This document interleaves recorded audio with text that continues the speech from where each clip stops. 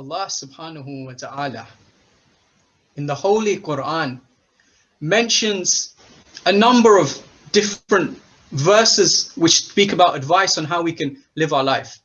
And if someone was to come to you and they asked you for a quick summary on the attitude you should have in your life, whether it be from the day you are born until the day that you die, that you should have this certain attitude, one of the best verses you can bring to them from the Holy Quran is in Surah Al-Baqarah, verse 155 to 157, where Allah subhanahu wa ta'ala mentions, and give good news to the patient who, when a misfortune befalls them, say, surely we are Allah's, and to him we shall surely return. Those are they on whom are blessings and mercy from their Lord. Sadaqallahu al-Aliyyul Azim. Allahumma salli ala Muhammad wa ali Muhammad. This verse in the Quran is really giving us an insight on how we can really be on the path towards Allah subhanahu wa ta'ala. How can we be the ones who, when Allah says, those are they on whom are blessings and mercy from their Lord? Because we see in other verses of the Quran where Allah mentions, have I not created man and jinn but to worship me? And in other verses, it also mentions other verses such as, when a believer says, I believe, is that enough? No, surely we will test him with wealth, we will test him with life, and we will test him in many ways, meaning that our life, it is as if we were born to be tested. Where whoever you are, whether you're someone who's the richest person in society or the most poorest person in society, there is no doubt that whoever you are, that you will go through tests. And you'll even see in Hollywood, do you not think that people who are, the best of actors, the most money in the world, do you not think these people have tests?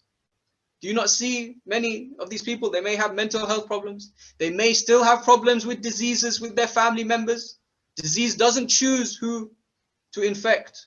Everyone is born to be tested. And Allah subhanahu wa ta'ala is saying, and give good news to the patient, who when a misfortune befalls them, they say, surely we are Allah's, and to him we shall surely return.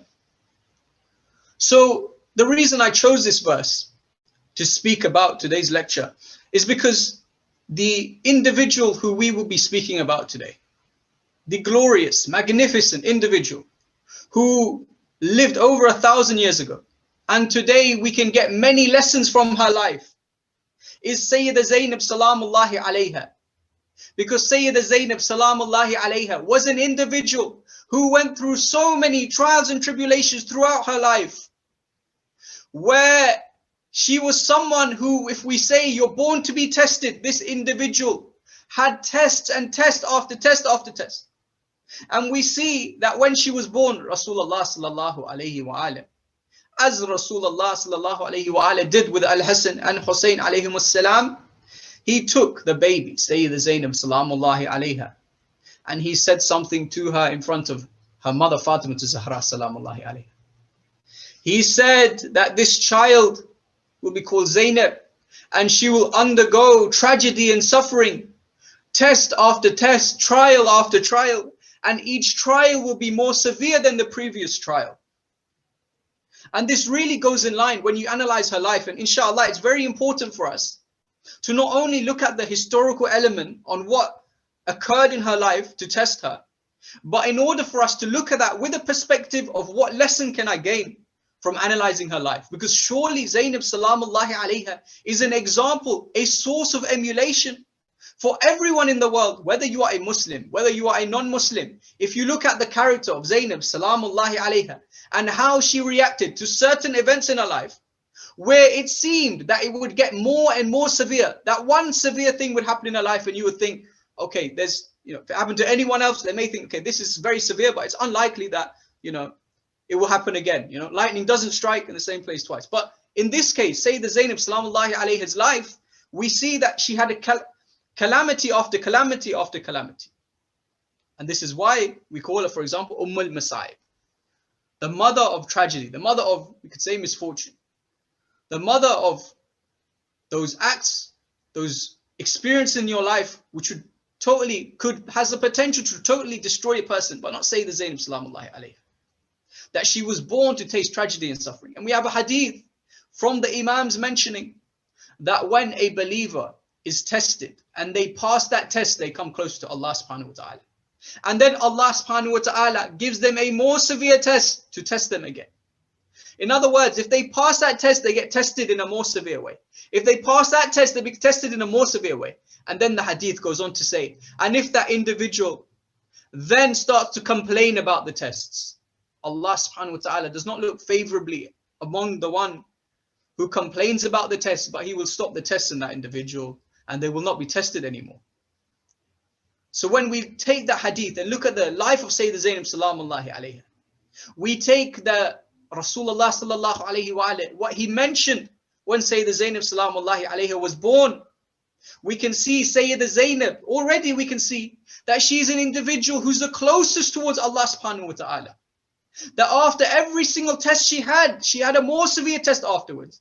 And we'll go on to analyzing her upbringing from a child to an adult, what these different tests were and the impact that it had on her life, inshallah. However, when we look at and we understand, one might come to me and they may say, you call Syeda Zaynab salamullahi alayhi Ummul Masa'ib. You talk about her like she is someone who just tasted tragedy and tragedy and tragedy. But does the Quran not say in Surah Al-Shahr, verse number 6, with hardship there is ease? Does it not say, in other words, they may interpret this as after you have a hardship, there will be an easy period afterwards. Of course, the Quran mentions this. The Quran does not tell a lie. So how do we really understand this? How do we analyze this? We must look at the other verses in the Holy Quran.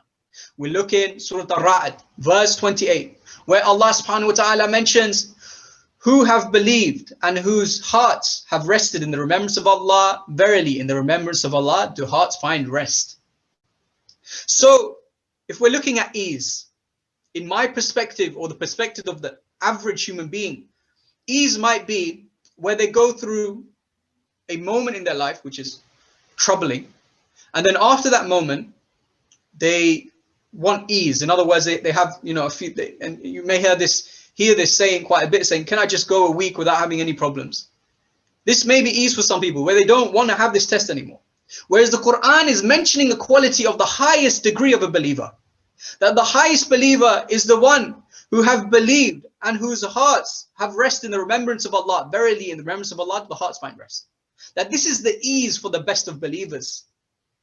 That if they remember Allah, that this is the ease that they have. And we see Syeda Zaynab salamullahi alayha. Did she have ease? In her own words, she has ease. Did she not say, all I saw was beauty? Did she not say, Ya Allah, accept my sacrifice? Did she not have a common way of speaking that was repeated again and again and again, whether it be in Karbala, whether it be in Kufa, whether it be in Sham, whether it be afterwards? She never ever complained about what happened. Where they would try and mock her. Ibn Ziyad would try and mock her. Yazid ibn Muawiyah, may God curse them both, would try and mock her and say, do you not see what Allah has done to you? Do you still think Allah loves you? And she would always say, Allah subhanahu wa ta'ala honored our family, honored my brother. Allah subhanahu wa ta'ala gave them martyrdom. Allah gave us the best of things. So she would never complain. This is the ease of Syeda Zaynab salamullahi alayha, which is a great lesson for us. That sometimes maybe we are going through a rough patch. We're going through a period, not a period where we have, calamity after calamity for 50, 60 years. But if we are going through a period of maybe a couple of months, 1 year, 2 years, 3 years, maybe a beloved one of ours has passed away. Maybe we have a disease which we cannot control and it's deteriorating our health. Maybe something has happened to us which causes some sort of stress, anxiety. Maybe someone has broken into your house, for example, and it's very difficult for you to live in the house afterwards. The way in which Syeda Zaynab salamullahi alayha deals with issues which occur in her life is to come closer towards Allah subhanahu wa ta'ala, to remember Allah subhanahu wa ta'ala. So maybe when we go through certain issues that we can also remember Allah subhanahu wa ta'ala. We can remember Syeda Zaynab salamullahi alayha as someone who is the closest to Allah subhanahu wa ta'ala, yet she had so many trials and tribulations, where we may have certain preconceived conclusions, prejudices about certain people, where we may see their lives and we may say, this family is cursed, this family, they also have problem after problem after problem. This person dies, that person dies, this person gets disease, that person gets disease. And we may look at them unfavorably. However, do we not also honor and respect and have as one of the highest inspirations for us Syeda Zaynab, al-Masa'ib? Maybe we should think in a way that we are going through these calamities because Allah subhanahu wa ta'ala wants to raise our rank. Allah subhanahu wa ta'ala wants us to be with the rank of Syeda Zaynab salamullahi alayha. So that's the first thing. That yes, Allah subhanahu wa ta'ala has made us to be tested. And when we have more tests in our life, where we are constantly tested, and we see in the story of Nabi Ibrahim alayhi salam, where Nabi Ibrahim was an individual who was a prophet. He was an individual who was respected by all society in terms of someone who believes in Allah subhanahu wa ta'ala. So Allah increased the test upon him, did he not? Where Allah told Ibrahim in a dream to sacrifice his son, his most beloved son. And his son, obviously, we know the story, turned into a lamb. And that's why we celebrate Bakr Eid. And because he did this, the Quran mentions, and then we made him an imam. That Ibrahim, to get to a higher rank, he had to accomplish a more severe test. He had to be tested more severely. So when we look at Syeda Zaynab salamullahi alayha's life, do we not see a similar thing? That the test in her life increased and increased and increased? Inshallah, we will see this. In a hadith from Imam Rida alayhi salam, he mentions, whoever asks Allah for paradise but does not endure tribulations has in fact ridiculed himself. That if you just ask for paradise and you live a life of no pain, no trial, no tribulation at all, you're just ridiculing yourself. To get to paradise is a price you have to pay. You have to pass the test. You don't get A star in biology A level if you've done no revision, you've not even sat the test. To ask Allah subhanahu wa ta'ala. You ask Allah subhanahu wa ta'ala for whatever He wills for you. You ask Allah subhanahu wa ta'ala to give you in your life things which will make you closer to Allah subhanahu wa ta'ala. Because sometimes maybe we directly go and say, okay, I want to just pray for Jannah and that's all. Whereas we don't ask Allah subhanahu wa ta'ala in His infinite wisdom, where we mention the Holy Quran, that He is close to us in our jugular vein, that Allah surely knows what's best for me. So Ya Allah, make certain actions happen in my life that will bring you closer to you, Ya Allah. Allah, you know best. You know more about myself than myself. Give me certain things in my life so that I can come towards paradise, rather than just saying, Ya Allah, can I just have paradise?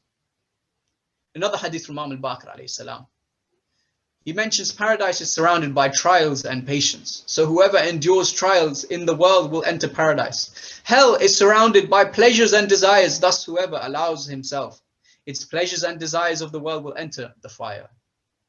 Again mentioning that those individuals who go through the greatest tests and tribulations, and how do you get to this level? You accept the tests, you accept the tribulation. When you have something affecting you in a negative way, you remember Allah subhanahu wa ta'ala. That if you remember Allah subhanahu wa ta'ala, you will never be alone, as the Quran mentions. Verily, in the remembrance of Allah do hearts find rest. In Nahj al-Balagha, sermon 183, Amir al-Mu'mineen alayhi salam says, know that those who are wary of their duty to Allah will find through Him a way out of the troubles of the trial, and a light from the darkness. This means that obviously there are trials, and with a trial you have kind of two pathways you can take. You can take one pathway which is really self-pity and really lavishing and swimming in the troubles of this trial, or you can use this trial to really remember Allah and come closer towards Allah subhanahu wa ta'ala. Imam Ali is saying that those who are wary of their duty to Allah will find through Him a way out of the troubles of the trial. Instead of the troubles, they will find something that brings them close to Allah subhanahu wa ta'ala. They'll find benefit. In other words, in every bad situation, they find a positive. They find a way to grow and a light from the darkness. That this trial is there not to, beat you down. It's not there to ruin you as a human being. No. This trial is there for you to conquer this trial, to conquer and become a better human being, to come close towards Allah subhanahu wa ta'ala. This is an honor, this is a blessing, this trial for you. So this is what Amir al-Mu'mineen alayhi salam says. And obviously in the Holy Quran it mentions, and one is not trialed beyond what they can bear. So again, this shows that we all have the potential to get through any sort of adversity in our lives, any calamity in our lives. We have the potential to get through it. So that's the first introduction into the issue of trials and tribulations and the birth of Syeda Zaynab salamullahi alayha, that she was someone who was born, in other words, to be trialed to the maximum degree. And whenever we go through a trial and tribulation, we should remember Syeda Zaynab salamullahi alayha. Because we should remember it as an honor, as a blessing Allah is giving us, so that we can be and have the opportunity to come closer to the ranks of Syeda Zaynab salamullahi alayha. So when we see the life of Syeda Zaynab salamullahi alayha, we see from a young age she faced many trials. First of all, we saw at a very young age she saw the death of Rasulullah sallallahu alayhi wa alayhi. And you know, if you've lost a grandparent, especially a grandparent who's very close to you, this is a very difficult thing for a young child. They lose a grandparent who, as the hadith mentions, Rasulullah was the first one to pick up Syeda Zaynab salamullahi alayhi. This was very difficult for Syeda Zaynab. But who would have known 30 days later, Syeda Zaynab would go through a trial more intense than that previous trial, as the hadith mentions. As Rasulullah mentioned, each trial will be more severe than the previous one. That at the age of 5, she witnessed her mother Fatima Zahra salamullahi alayha being crushed between the door and the wall. Allahu Akbar. For a 5-year-old, how painful is it to see that? That she witnessed the firewood, the fire being brought to the house of Fatima Zahra salamullahi alayha. And she saw this trial beyond her, in front of her. 30 days after losing her grandfather, she's losing her mother as well. Seeing that she was about to have a brother called Mahsin. Where Zaynab, is said in one hadith that Zaynab asked, what happened to that brother of ours that we were told about? We were told that we were going to have a brother Mahsin. Where is he?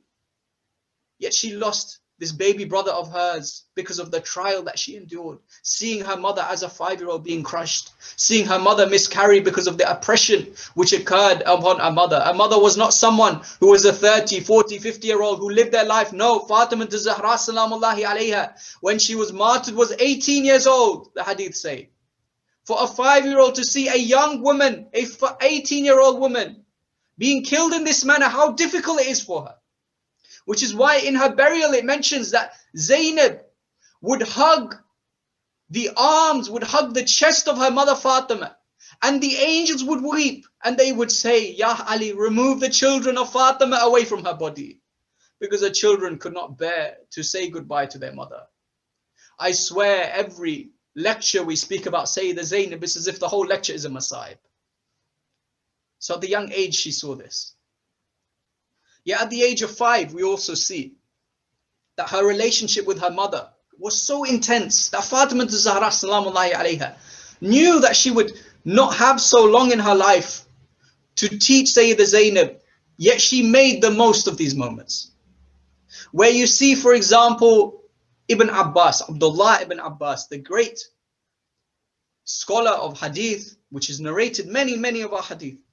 Abdullah ibn Abbas, when he narrates the sermon of Fadakiyah, he says, and I have narrated from the mistress of Bani Hashim, the great representative of Bani Hashim, my mistress Zaynab, salamullahi alayha, who narrated from her mother. In other words, Zaynab, salamullahi alayha, at the age of 5, had such great intelligence that she remembered the sermon word by word, off by heart of her mother Fatima Zahra, salamullahi alayha.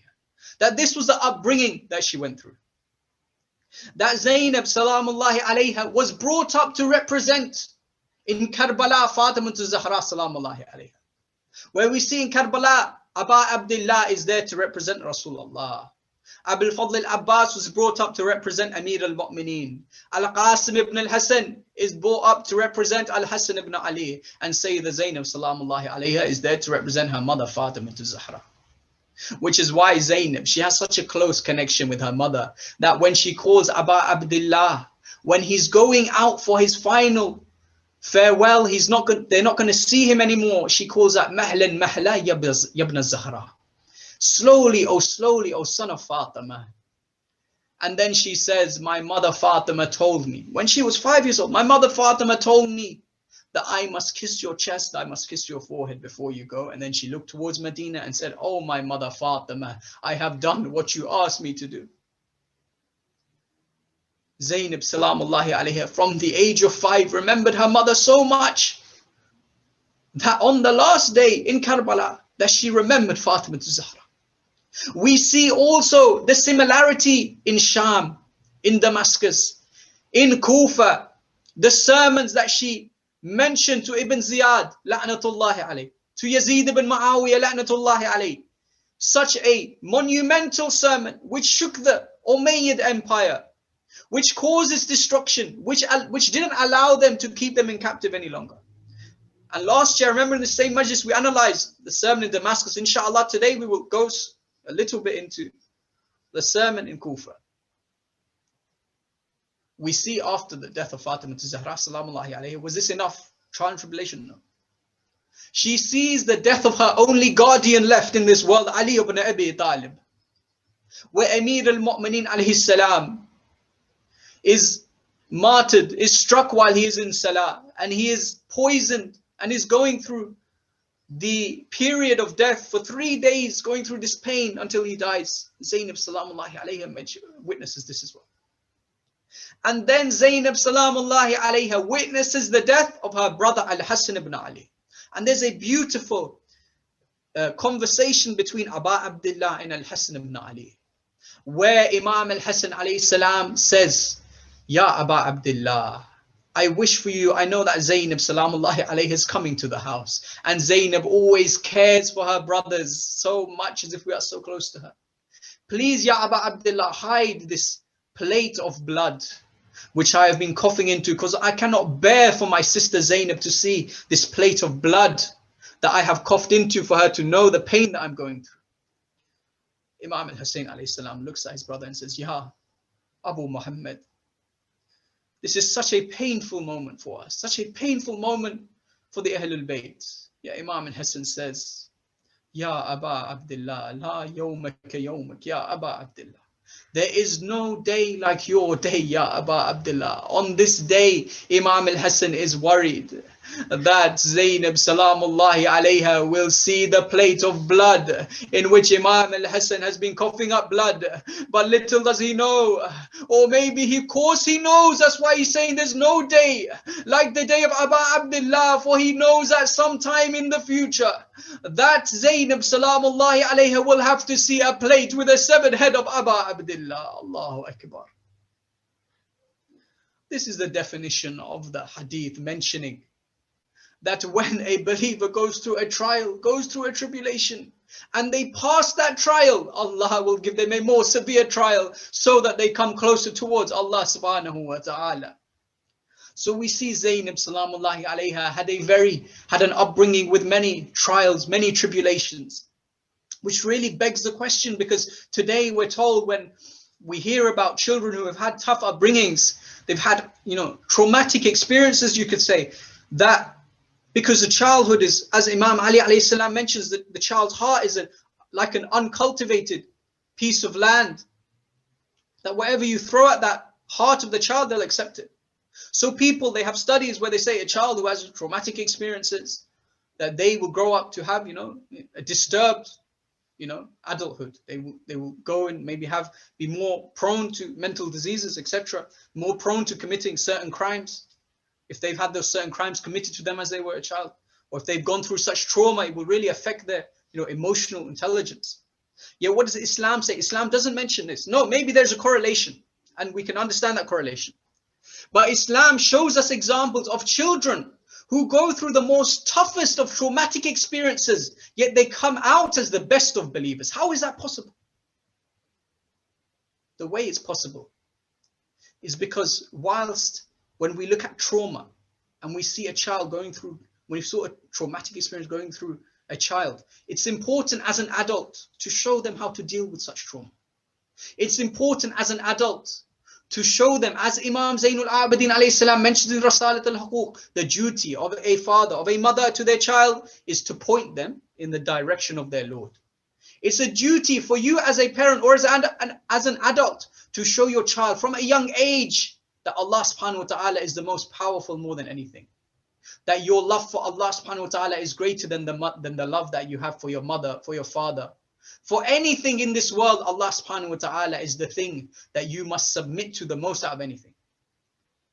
That if you teach them this, and if they see the way that you react to such trauma, that you're thanking Allah subhanahu wa ta'ala, of course, this is going to give them a monumental foundation, a very strong foundation, that when they grow up, of course, they're going to be able to take on like unimaginable trials, because as a child, they were taught this way by Ali ibn Abi Talib alayhi salam.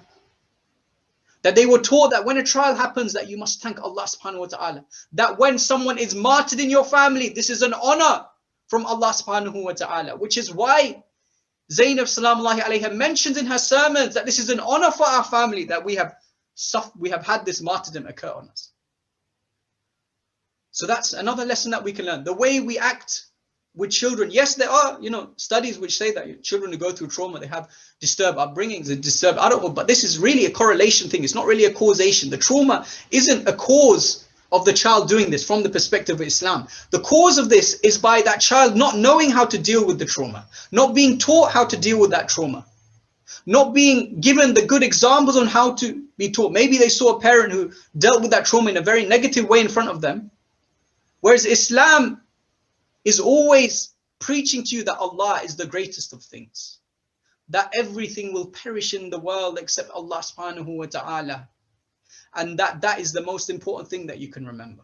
And this will be a foundation. If you give this to a child at a very young age, that uncultivated piece of land, and you cultivate it with this belief of monotheism, this belief of Tawheed, I swear to you that this child, when they grow up, they will be a very close person to Allah subhanahu wa ta'ala, the same way Syeda Zaynab salamullahi alayha was.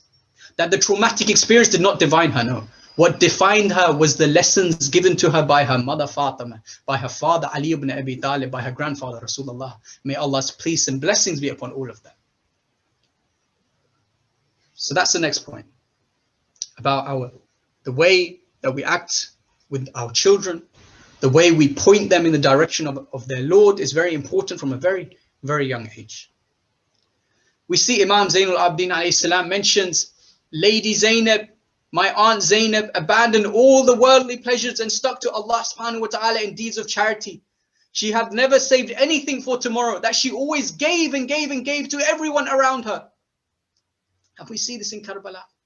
We see this on the night of Karbala, that she is not resting for a moment. She's always gathering the children, always gathering the women together. Where's Rubab? She tries to find Rubab. She doesn't have a moment to rest.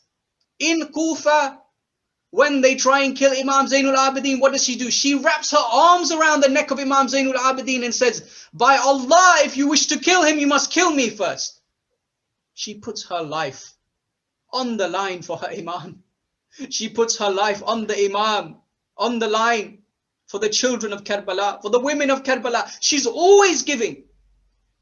Zaynab salamullahi alayha abandoned all the worldly pleasures and stuck to Allah subhanahu wa ta'ala and deeds of charity. She had never saved anything for tomorrow, whether that's charity in a financial manner or emotional charity, where you always give and give and give to others before you give to yourself.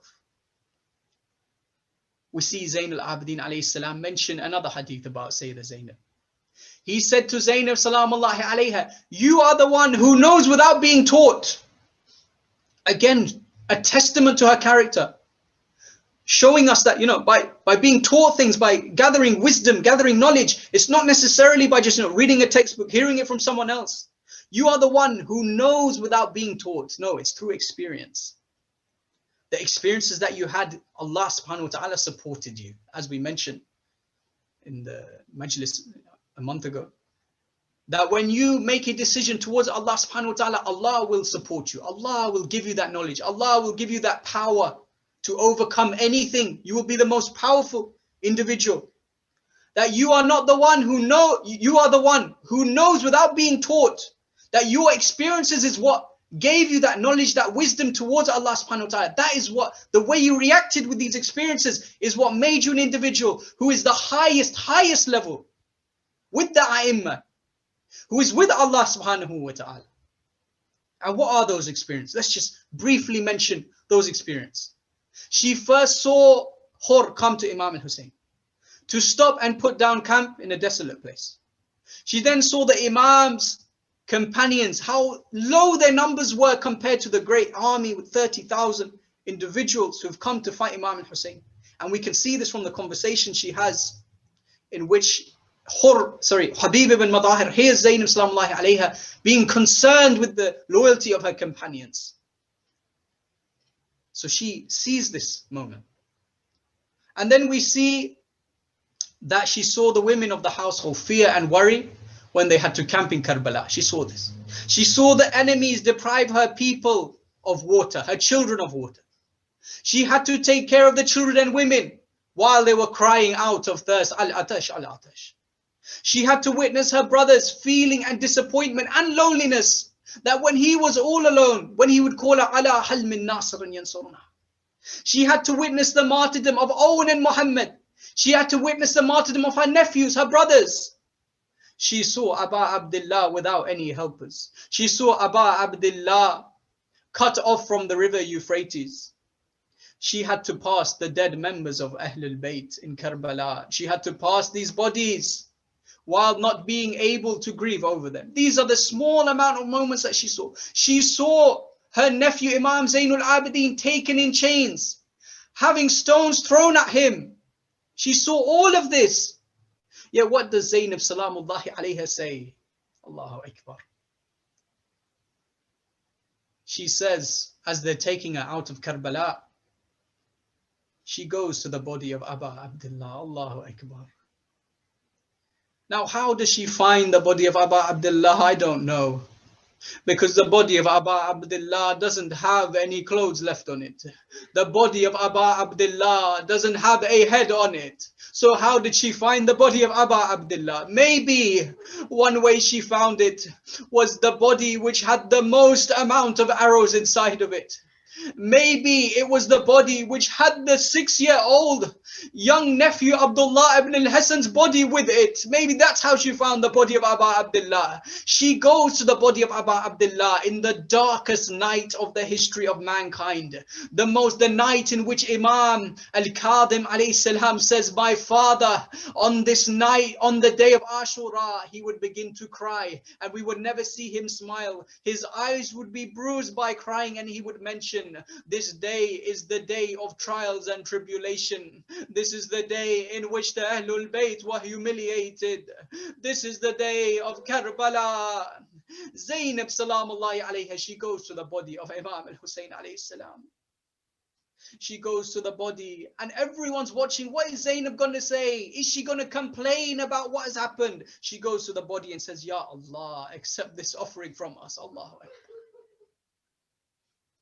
You want to know about an individual who goes through a trial and tribulation and passes it, going towards Allah subhanahu wa ta'ala. Look at Syeda Zaynab. The darkest night in the history of mankind, she goes and says, Ya Allah, accept this offering from us. Ya Zaynab. Ya Syeda Zaynab.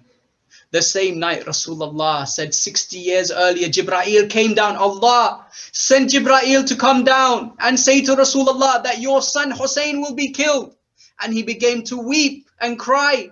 This event has not happened for any other individual in the history of humanity. Yet it happened for Imam al-Hussein. How difficult this moment was. Syeda Zaynab says, oh Allah, accept this offering from us.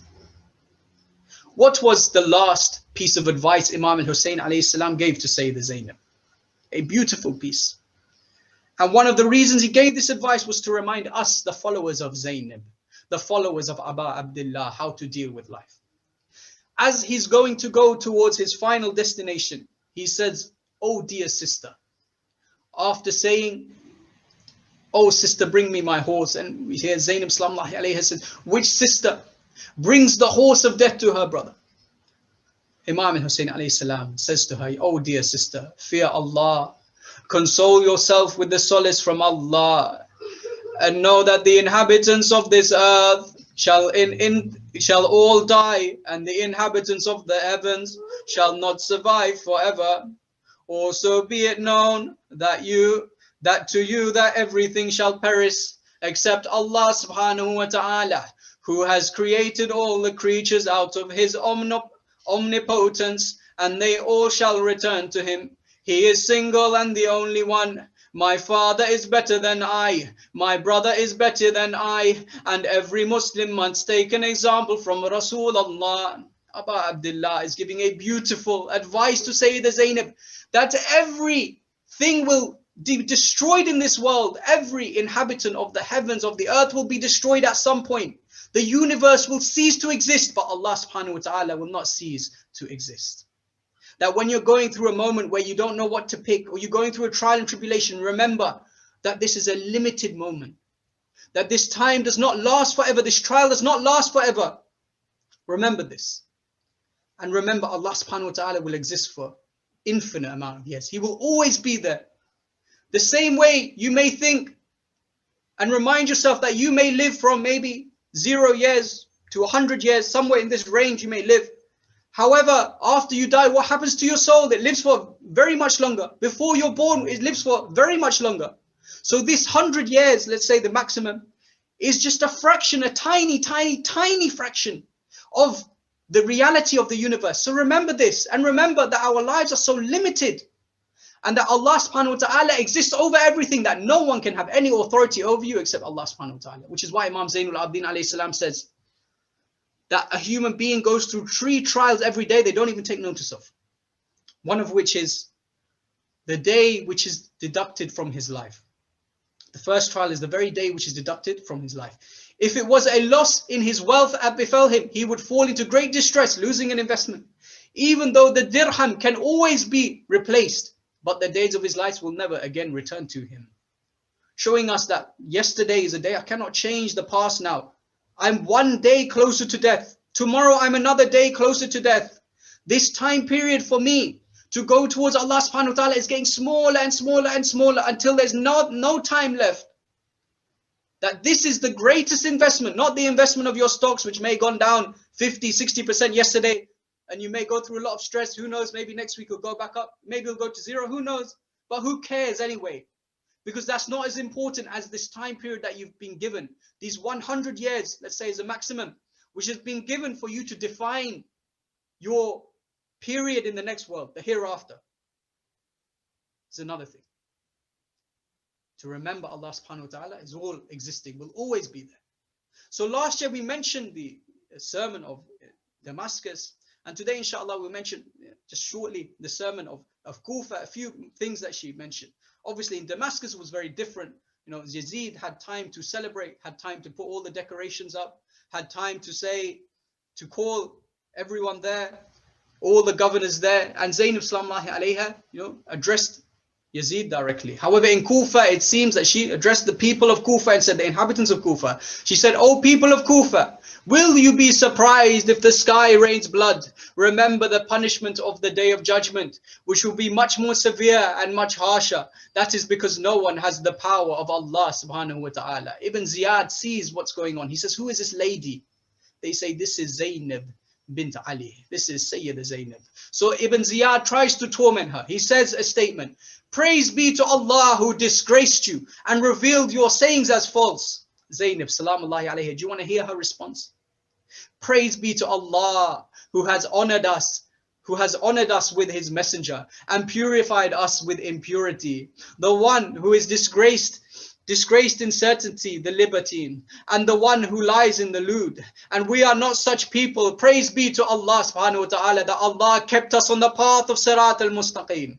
Ibn Ziyad says, "How do you find the way Allah treated your brother and your family?" Syeda Zaynab salamullahi alayha, the Maktal says, with a tone full of pride and power, indicating her faith and her submission to Allah, replied, "I saw nothing but beauty. I saw nothing but beauty. They rushed towards their graves with honor. But know that Allah will judge between you and them, and He will call you to account. So be worried about the winner at the day of judgment. Yabna marja'na, may your mother be mournful over you." Syeda Zaynab lectures Ibn Ziyad, saying, "I saw nothing but beauty." The same way I mentioned earlier. When the Quran mentions after hardship there is ease. What is the hardship? What is the ease for Syeda Zaynab? The hardship and the ease are the same thing. That the highest level of a believer is someone who, when they have ease, when they have a good moment in their life, It is the same as if they had a trial and tribulation. They appreciate that. She said, I saw nothing but beauty. This is the ease for Zaynab salamullahi alayhi. They rushed towards their graves with honor. And in Ashura, in Karbala, we saw, did she mourn over her sons, Owen and Muhammad? She didn't mourn over them on the day of Ashura, no. Yet when we see Ali al-Akbar's body come back, and Aba Abdullah says that this life, Ya Bunayya Ali ala dunya ba'dak al-afa. Oh my sweetheart Ali, this life is not worth living after you. Zaynab comes to distract him and starts hitting her head saying, Wa Ali ya wa akbara. And Imam al-Hussein looks at her and says, bring, oh ya Shabab Bani Hashim, bring your brother Ali back to the camp. Zaynab mourns for Ali al-Akbar but doesn't mourn for Uhud and Muhammad. Why not, Ya Syeda Zaynab? Was it because you did not want for a second Aba Abdullah to feel that he made you his younger sister to lose her two sons in his name? Is that the reason why you didn't want him to feel ashamed for a second? Then Ibn Ziyad in Kufa, he goes to Imam Zayn al-Abidin. He says, who is this young man? Did we not kill Ali ibn al-Hussein? I have a brother. Imam Zayn al-Abidin says, I have a brother who is called Ali. He said, the people killed him. Ibn Ziyad said, rather Allah killed him. And then Imam Zayn al-Abidin says, in the Holy Quran, it mentions Allah receives the souls at the time of the death. Yes, Ibn Ziyad says, how dare you answer me like that? And that will be the last of you to answer me. Take him and kill him. Which Zaynab, as we mentioned, clung towards Imam Zayn al-Abidin, put her arms around Imam Zayn al-Abidin's neck and said, by Allah, if you were to kill him, you must kill me first. To which Ibn Ziyad says, I then leave him alone, for I do not want to kill this woman. She saved the Imam. She put the Imam ahead of herself. She put the children ahead of herself. She put the Imam's own children ahead of her own children. This is Zaynab, which Imam Zayn al-Abidin mentions. That Zaynab is the one who was not attached at all to this world. She abandoned all the worldly pleasures and stuck to Allah Almighty. And the deeds of charity, she had never saved anything for tomorrow. This is the definition of Zaynab salamullahi alayha. So inshallah, we'll conclude. The few things that we mentioned in this lecture were, firstly, that we were born to be tested. And Zaynab salamullahi alayha was an individual that if you pass these tests, you get more tests. And Zaynab was someone who was tested and tested and tested, so much so until the day of her death, the day of her shahadat, that she was tested until this moment. And that's why she is at the highest level, closest to Allah subhanahu wa ta'ala. The next thing we mentioned, that one of the foundations which allowed her to attain this level was the experience that she received from her mother Fatima, from her father Ali ibn Abi Talib. From her two parents, this is what she received from her parents. We see, and that's why the way we act with our children is very important, to teach them, point them in the direction to Allah subhanahu wa ta'ala. That not necessarily, the trauma that they experience is not necessarily, like you might see some parents saying, I don't want my child to be around this child because they're from a poor family, they might experience trauma. I don't want my child to be around this violence or this thing, or I don't want them to go to a good school, a bad school, etc. And it's very important that we teach them how to deal with trauma, because you don't know, the world is going in a direction of racism, a direction to point out our differences, to attack people because of their differences. So this is a great lesson to teach your children what to expect at school, what to expect from people who don't like your differences, people who may bully you, how to deal with bullying, to give them that foundation, how to act with this trauma, which will be an amazing thing for them, inshallah, in the future. The next thing is our understanding of ease. How we should contemplate what is ease for us. Is ease just to have a break of 1 week and no problems? Is ease to have money coming into our bank account? Or is ease to have a trial from Allah subhanahu wa ta'ala? And remember that Allah loves the one who is trialed. And the last thing I mentioned is our understanding of our obligation to the Imam, the same way Zaynab salamullahi alayha puts the life of the Imams, the life of the children of the Imams, greater than the life of herself and her own children. Yet Zaynab salamullahi alayha, we mentioned already Ummul Masa'ib. We mentioned all the Masa'ib of Syeda Zaynab. The whole lecture is a Masa'ib of Syeda Zaynab. Yet one thing she mentioned in Kufa, I did not mention already.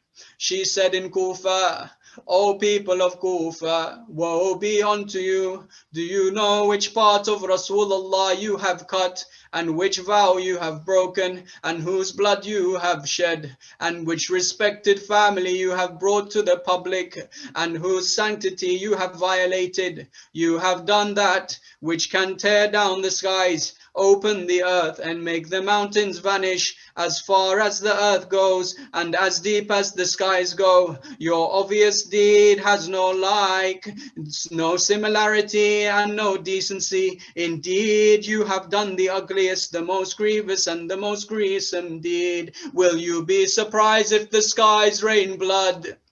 Remember the punishment of the day of judgment, which will be more severe and much harsher. That is because no one has the power of Allah. Allahu Akbar. This was in Kufa. What about Sham?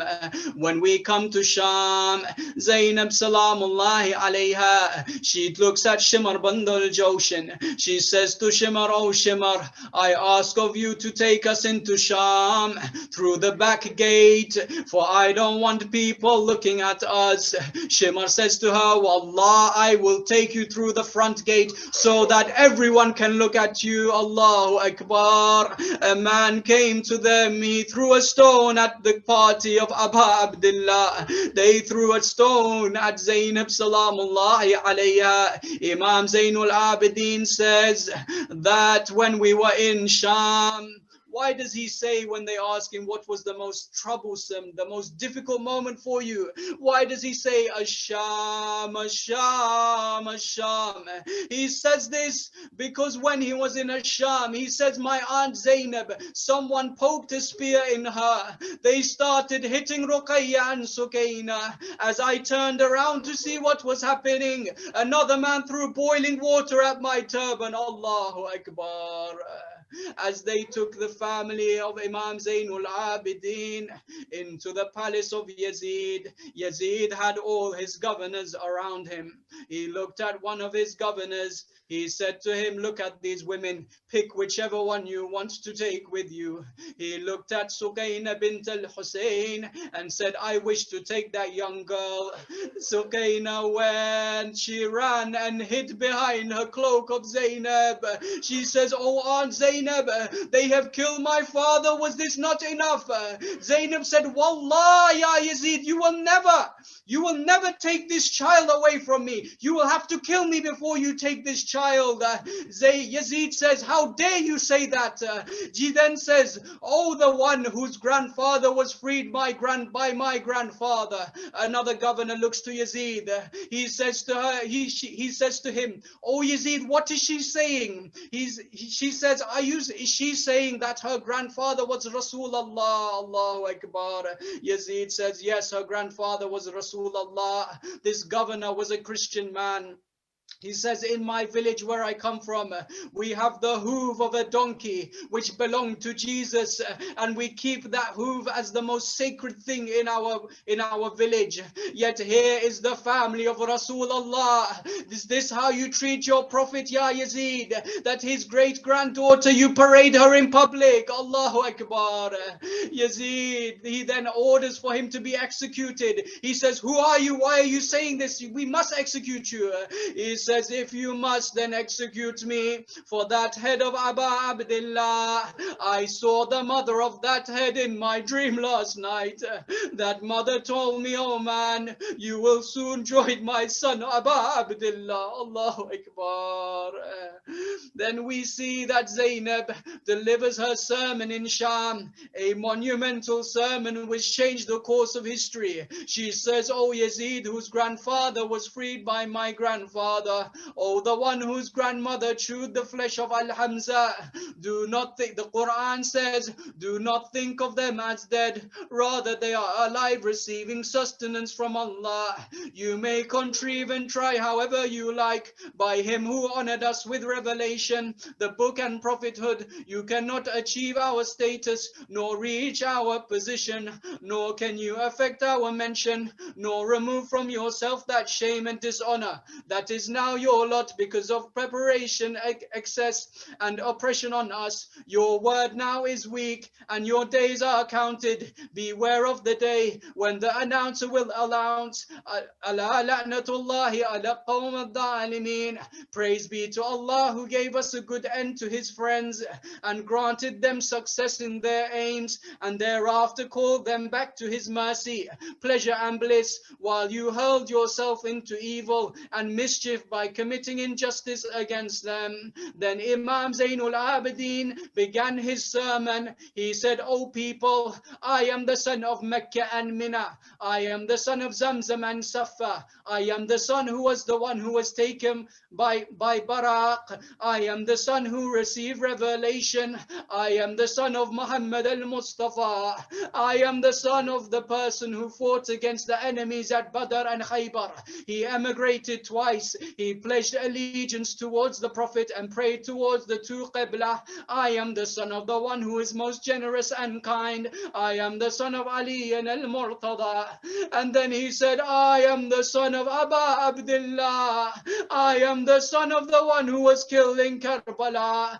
I am the son of the one who was smeared in blood and sand. I am the son who was lamented upon by the jinn in the darkness of the night.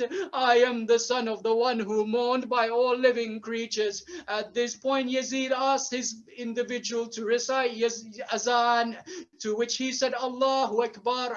Then Imam said, Allahu Akbar, I testify Allah is great. Then he said, Ashhadu an la ilaha illallah. The Imam said, by God, every part of my body testifies that there is nothing but Allah, there is no God but Allah. And then he said, Ashhadu anna Muhammadan Rasulullah. At this point, he looked towards Yazid and said, Oh Yazid, is Muhammad your grandfather or is he my grandfather? If you say he is your grandfather, surely you are lying. And if you say he is my grandfather, then why do you have his granddaughters shackled like this? Allahu Akbar.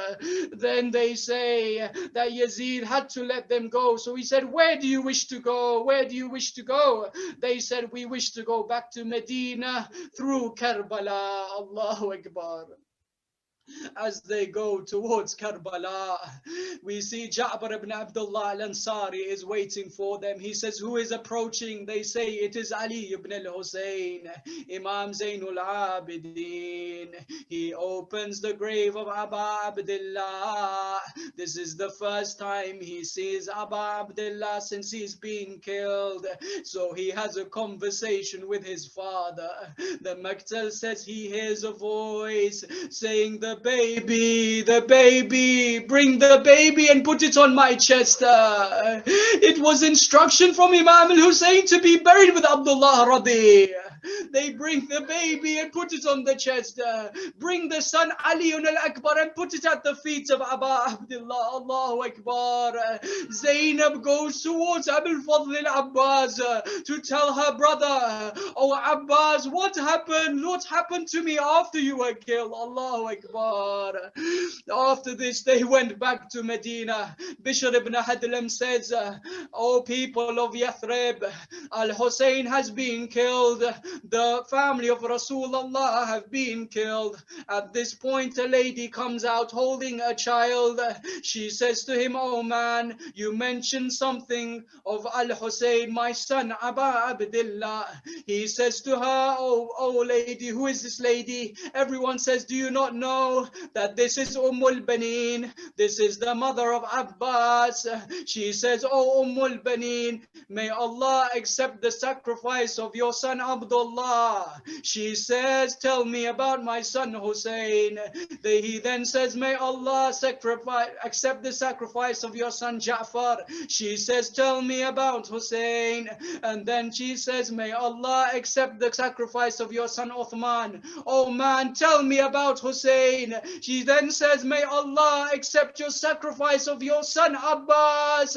She drops to the ground. She drops the son of Abbas. She calls out, surely my heart has been severed. But tell me, oh man, where is my son Hussein? At this point, Bishr says, Al-Hussein was killed in Karbala. Al-Banin, she goes to the tent of Zaynab. She goes to the house of Zaynab. As she enters the house of Zaynab, she starts saying, Wa Husseina, Wa Husseina. To which Zaynab says, Wa Abbasa, Wa Abbasa.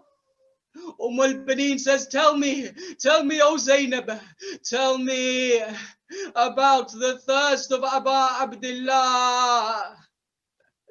Did they quench the thirst of Aba Abdullah? Oh, tell me about the arrows which pierced the body of Aba Abdullah. Tell me about the patience of his mother Fatima when Shimr sat on the chest of Aba Abdullah. Zaynab, she couldn't reply. Instead, she said, I will tell you that your son Abbas had arrows in his eyes. I will tell you that Abbas had his right arm severed, and then he had his left arm severed. I will tell you, until his dying breath, Abbas called out, Sayyidina wa Mawlana. I will tell you, Ya Banin, I will tell you that Abbas, his body did not return back to the camp. Why? Because he could not bear to see Sukaina. Allahu Akbar. Wa inna lillahi wa inna ilayhi raji'un. اللهم لأن أول ظالم ظلم حق محمد وآل محمد وآخر تابا له على ذلك. اللهم لأن الأسابة التي جاهدت الحسين وشايعت وبايعت وطابت على قتله. اللهم لعنهم جميعا. صلوات.